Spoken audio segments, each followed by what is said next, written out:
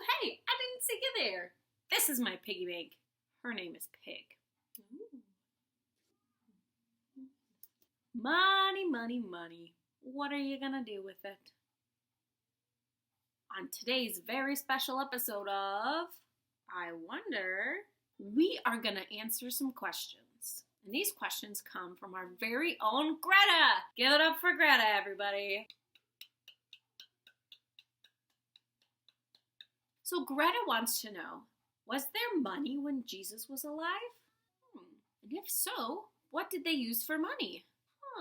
And also, was Jesus wealthy? I wonder. Wonder, I wonder, come wonder with me. Well, let's start looking at these questions. The very first question. Was there money when Jesus was alive? Yes, there was! What? Money's been around for a long time. People have always used things to buy other things. It first started out as a bartering system. They would trade physical goods and services to get other physical goods and services. It's like saying, hey, I'll give you 1 cow if you give me 5 bags of flour and do my laundry for a month. Deal? Deal. It wasn't until about 500 BCE that people started making round coins out of precious metals like silver, bronze, gold. That's 500 years before Jesus was born and 2,520 years before now. And that leads us to our second question. What did Jesus' money look like? Jesus lived in Israel at the time when the Roman Empire ruled over them. So the money that Jesus used was Roman money. There were a bunch of different coins used by the Romans when Jesus was alive, but here are the most common ones. The most valuable coin was the aureus, which was made of gold. Then it was the denarius, which was made of silver. After that came sestertius, made of brass. And finally, the as, which was made of copper. And fun fact, there were 25 denarii for every 1 aureus.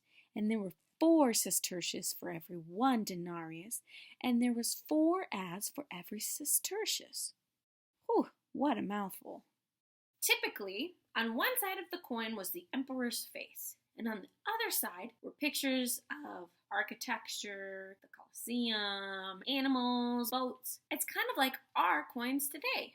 So now we know that yes, Jesus did have money, and now we know what it looked like. That leads us to our third question. Was Jesus wealthy? No way, no way. Absolutely not. Let's look at this pyramid. This pyramid tells us who had all the money. At the top is the Roman emperor. He had the most money out of everyone. All that money for just one person? That can't be fair. Below the emperor are the rulers. These are the people who helped the emperor keep order throughout the whole empire. These were people like King Herod or Pontius Pilate. Below them are the elites. These are people like the Roman soldiers, the Jewish priests, and the tax collectors. These people still had a lot of money. Then next, there are the peasants. These are the farmers, the fishers, the carpenters, and so many other people who worked with their hands. You see, they're the biggest part of the pyramid. Almost 90% of the people alive when Jesus was alive were peasants. These were people who worked really hard for just barely enough money to live.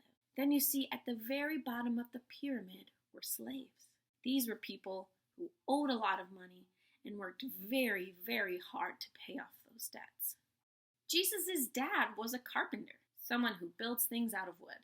So we know that Jesus was raised as a peasant. And this is important because who's at the top of the pyramid? The emperor, the king. What does it mean that Jesus, Son of God, the King of all kings, the emperor of all emperors, didn't choose to have tons and tons of money and be at the very top of the pyramid, but instead he chose to live a simple, ordinary life with just enough money to survive. What does that tell us about who God is and who Jesus is? I wonder. You're probably also wondering, how did Jesus make money when he was a grown-up? And that's a great question with an even greater answer. The books of Matthew, Mark, Luke, and John tell us the story of how Jesus traveled all around Israel, performing miracles and telling people what God's kingdom was like. But it never says Jesus did this thing to earn money. Sure, we know that some of his friends were fishermen and tax collectors, but they quit their jobs to follow Jesus around. So how did he have money for all of his food? Let me read you a few verses from the Gospel of Luke. Okay, this is from Luke chapter 8, verses 1 through 3. This is right after the story of the woman who washed Jesus' feet with her tears in her hair. Do you remember that?